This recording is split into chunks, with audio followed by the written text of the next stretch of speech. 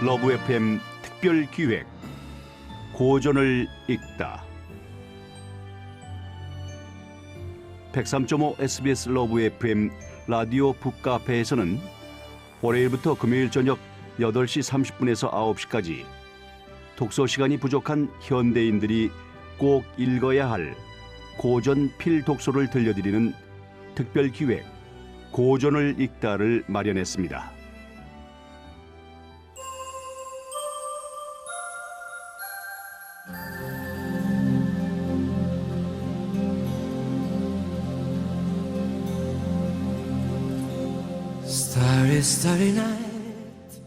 오늘 들려드릴 작품은 고흐의 편지입니다.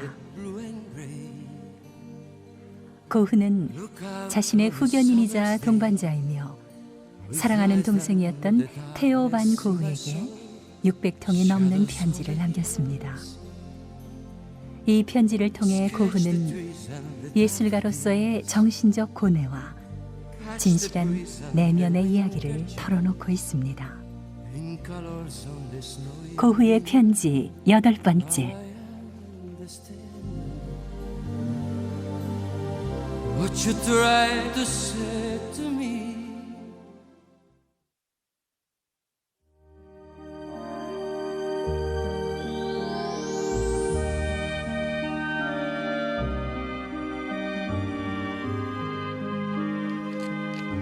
인상주의의 영향으로 채색 수법과 색의 구사가 얼마나 발전했는지 알 수 없지만 반 고흐는 감자 먹는 사람들이 자신의 첫 번째 걸작임을 결코 부인하지 않았습니다. 생레미에서 새 기법으로 똑같은 주제를 다시 그리려 했으나 몇 점의 밑그림을 그리는데 머물고 말았습니다.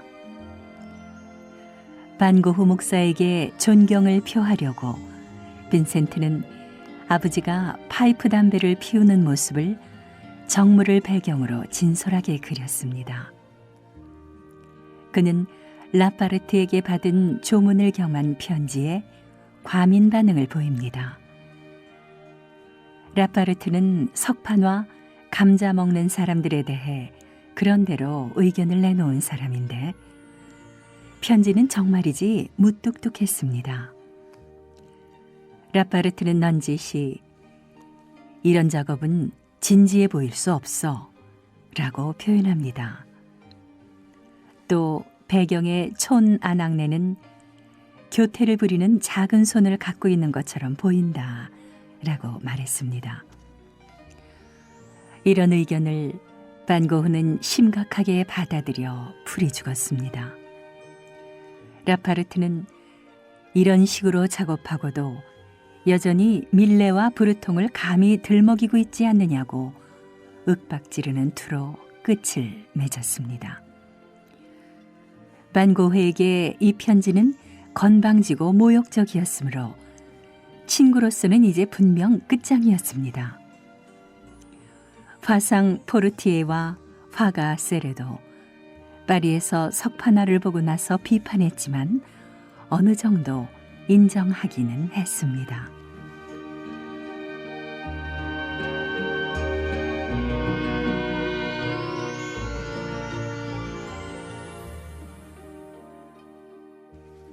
(1885년 4월 30일경) 태호야, 내 생일에 건강과 마음의 평화를 얻기 바라며 따뜻한 소망을 빌어본다.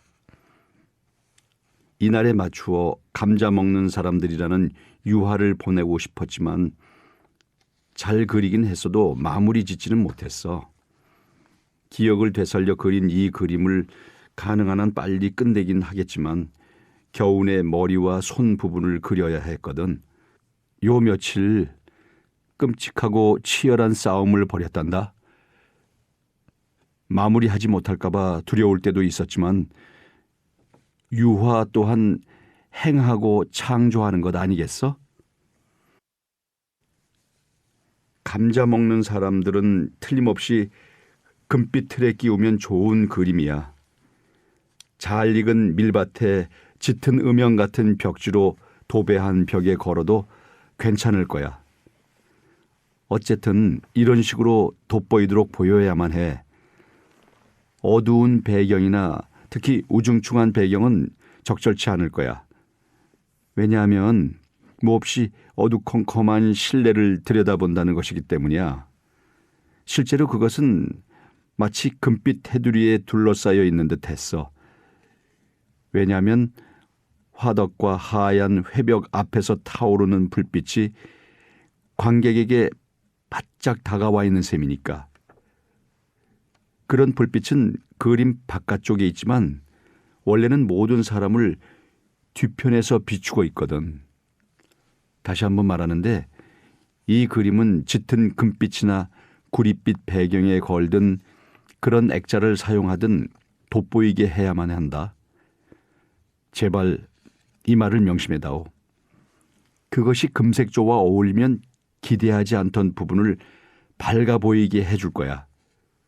그러면 유감스럽게도 칙칙하고 시커먼 배경에 놓일 경우 대리석처럼 번지르르해 보일 면도 누그러뜨리겠지. 그림자는 파란 색조로 그렸기 때문에 금색은 이것을 돋보이게 하지. 어제 에인트호븐에서 그림을 그리는 친구한테 그것을 들고 갔어. 한 사흘쯤 있다가 다시 찾아가 정착제 겸 광택제 효과를 내는 계란 흰자를 칠하고 여기저기 마무리 손질을 할까 해. 채색 기법을 배우는데 열심인 이 친구는 그 그림을 특별하게 여기더구나. 그는 내가 석판화로 찍은 습작을 본 적이 있어서 내가 그렇게나 색과 소묘에서 향상되었으리라고 믿기 어렵다고 했지. 그 역시 모델을 보고 그리는데 농부의 머리나 주먹이 어떻게 생겼는지 잘 알고 있고 손을 달리 이해하게 되었다고도 말했어. 요점은 이거야. 나는 등불 아래 감자를 먹는 사람들이 접시로 들이미는 바로 그 손으로 땅을 팠다는 사실을 캔버스에 옮겨보려 애쓴 거야. 그렇게 육체 노동으로 정직하게 양식을 얻었음을 말하고 싶었어. 우리네 교양 있는 사람들과 전혀 다른 삶을 그림에 담고 싶었지.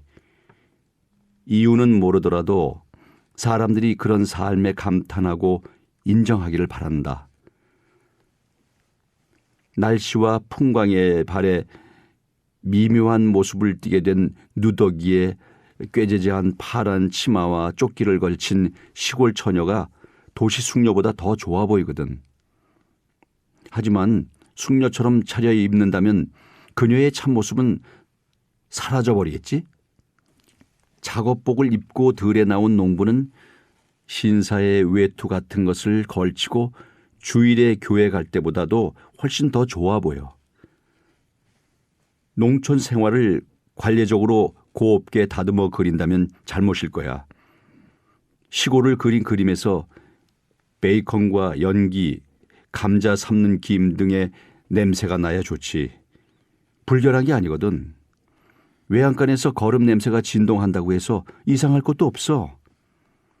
밭에서는 밀이 익어가거나 감자나 퇴비, 거름 냄새가 나는데 이건 도시민들에게도 유익할 뿐더러 도움이 된다고 할 수 있지. 그렇지만 농촌 생활을 그린 그림이 향수 냄새를 풍기면 되겠어? 아, 이 그림에 네 마음에 드는 구석이 있을까? 무척 궁금하구나. 그러길 바란다.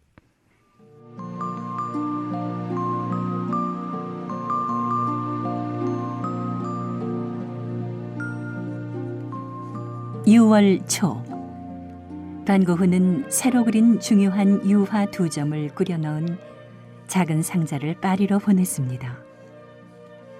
오두막과 오랜 종탑이 서 있는 시골 교회 마당이었습니다.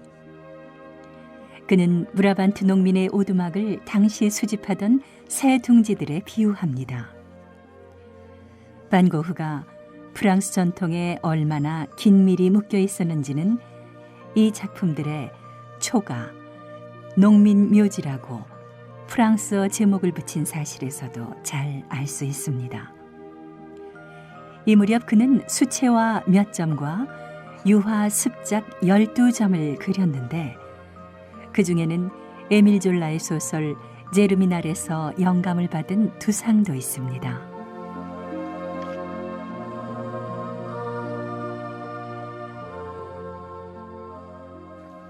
포르티에 씨가 내 작품을 다룰 거라고 말했다는 사실만으로도 기쁘다. 습작보다 더 중요한 것을 얻은 셈이지. 화상인 뒤랑 류엘은 소묘를 중시하지는 않지만 그에게 이 유화를 보여다오. 그가 형편없다고 생각하든 말든 상관없지만 한 번쯤은 보여주어야겠지. 우리가 성의를 다하고 있다는 것을 깨닫게 하자.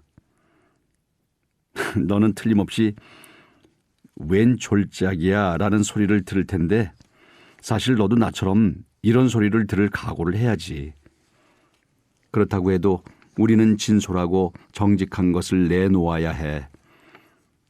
농촌 생활을 그린다는 것은 만만치 않아. 또 예술과 삶을 진지하게 생각하는 사람들한테 진지한 반성을 불러일으키는 그림을 그리려 애쓰지 않았다면 한 인간으로서 자신을 비판해야겠지. 밀레, 드구르 등 많은 이들이 더럽고 천하고 쓰레기 같고 악취가 난다는 혹평에 흔들리지 않는 모범적인 모습을 보여주었잖니. 흔들리는 사람이 된다면 수치스럽겠지. 안 돼. 농부를 그리려면 자신이 농부가 되어 그들처럼 느끼고 생각해야 해. 지금의 화가들 모습은 도움이 안 돼. 나는 번번이 농부들이 또 다른 세상에 살고 있다고 생각해. 많은 점에서 교양 있는 세계보다 훨씬 더 나은 세상 말이야.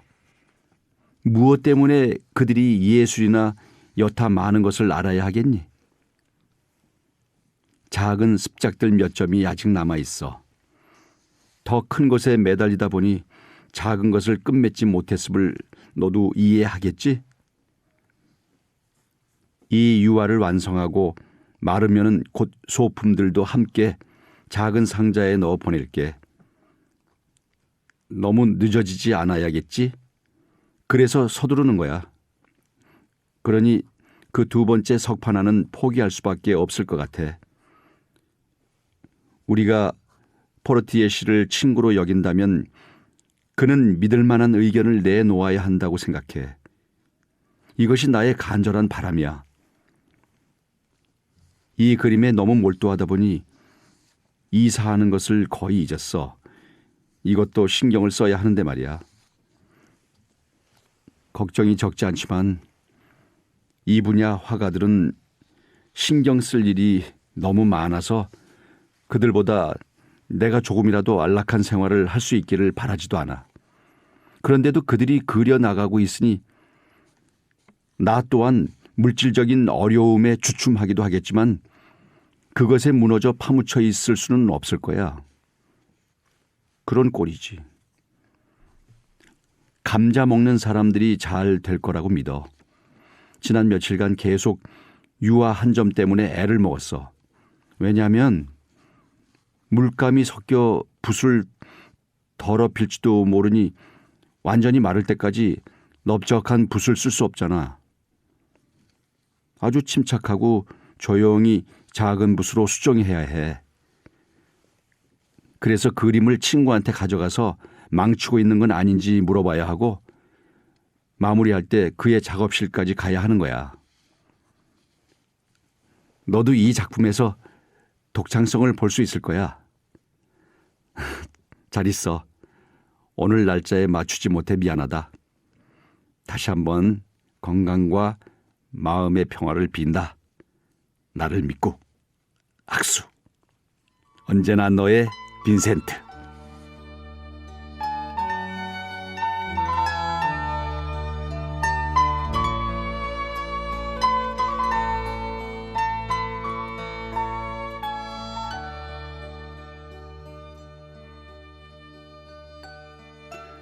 빈센트가 안톤 반 라파르트에게 보낸 편지.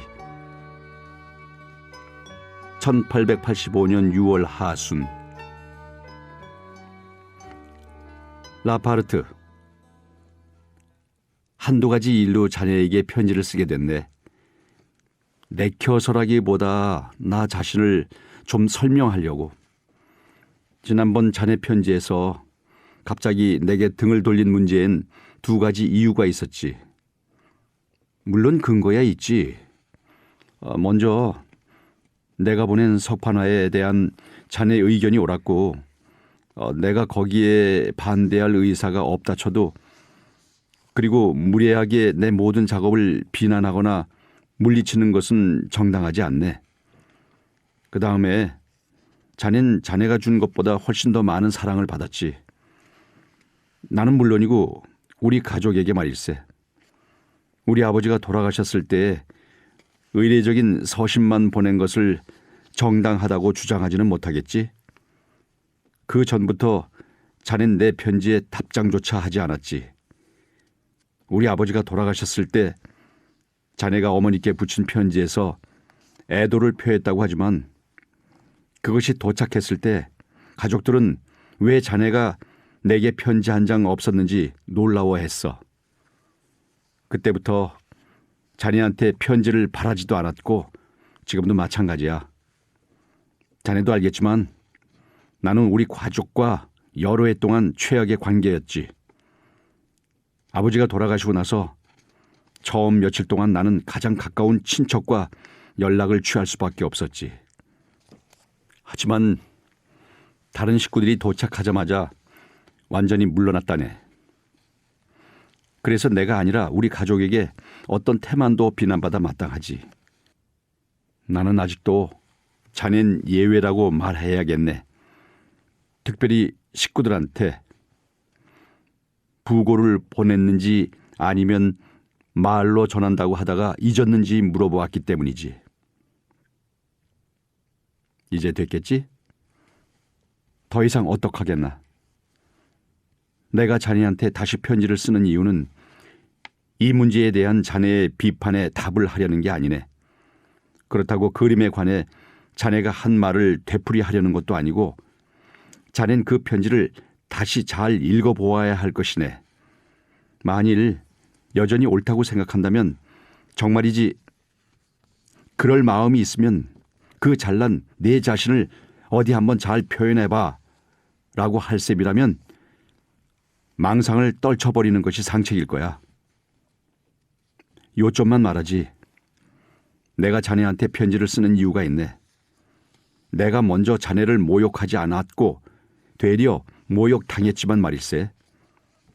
모든 관계가 끊어진 이유가 이 때문이라고 자네가 믿고 있었음을 알았기 때문이지. 한 사람의 화가로서 해야 할 말은 우리가 그림을 그리는 한 계속 친하게 지낼지 말지에 관한 것이지. 밀레를 덜미겠지? 좋아.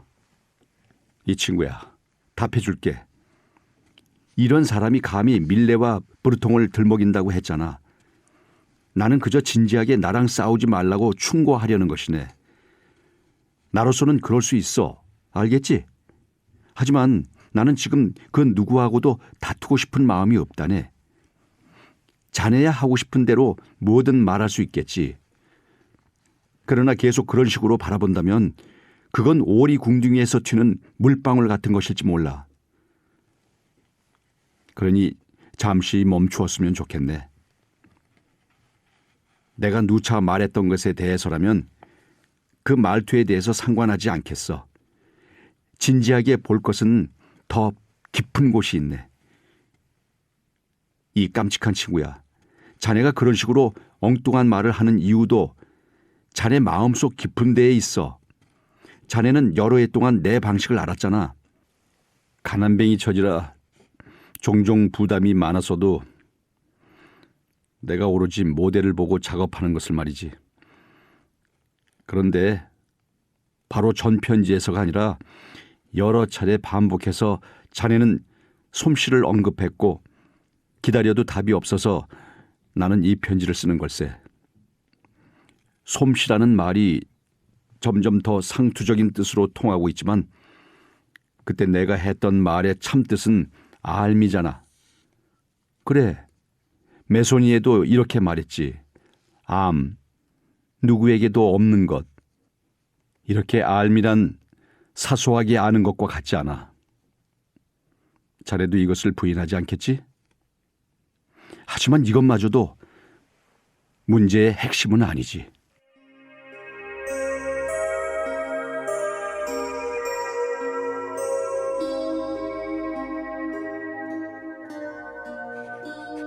(6월) 하순, 그는 석판화 감자 먹는 사람들에 대한 비평에 항변하는 편지를 라파르트에게 붙이기로 결심했습니다. 반고흐가 7월 말에 서로 어리석은 언쟁에 종지부를 찍기로 하기까지 편지들이 오갔습니다. 그는 라파르트가 악의적으로 그러지는 않았음을 인정하면서도 자기 의견을 분명히 내세워야 한다고 느꼈습니다. 그 사이 반고흐는 또 다른 초가집 그림 넉 점을 파리로 보낼 준비를 합니다. 그리고 방금 화덕에서 나온 따끈따끈한 상태로 보냈습니다. 그는 또 스케치해 두었던 그림들 가운데 새 둥지가 있는 정물 몇 점도 채색화로 그렸습니다.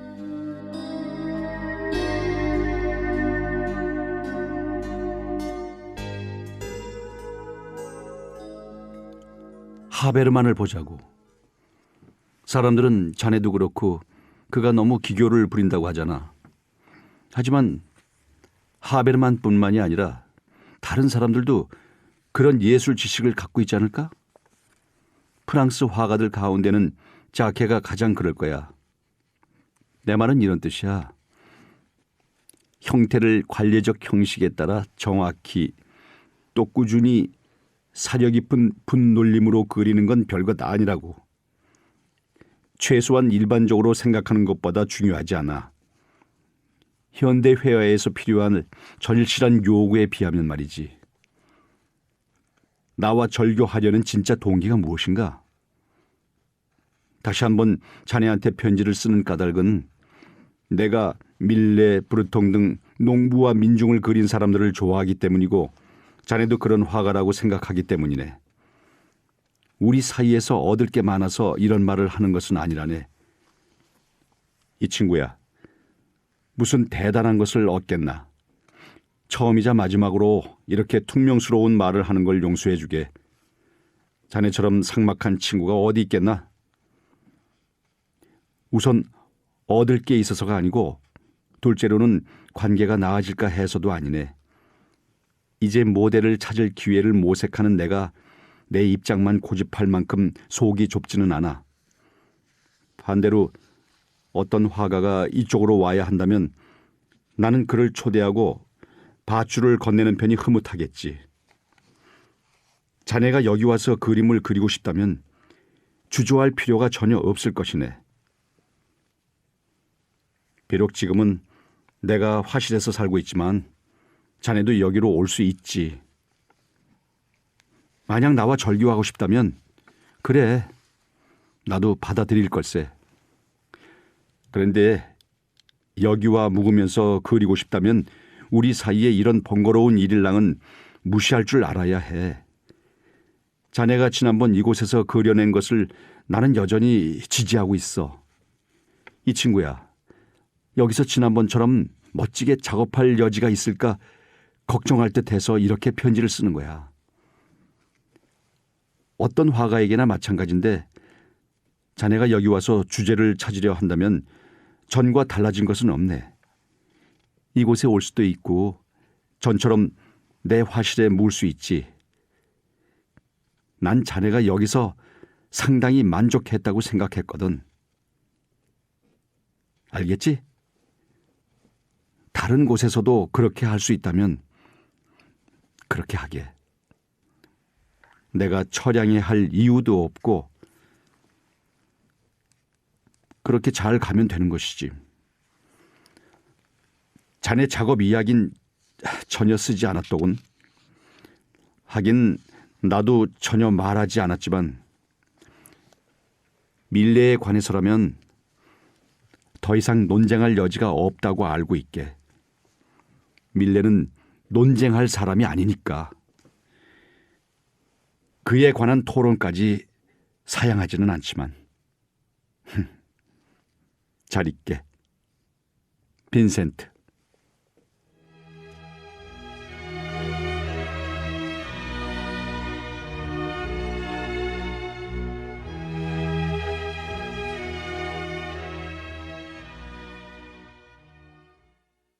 출연 박일, 송도영, 음악 이춘화, 기술 홍창훈, 연출 박건삼, 유철민.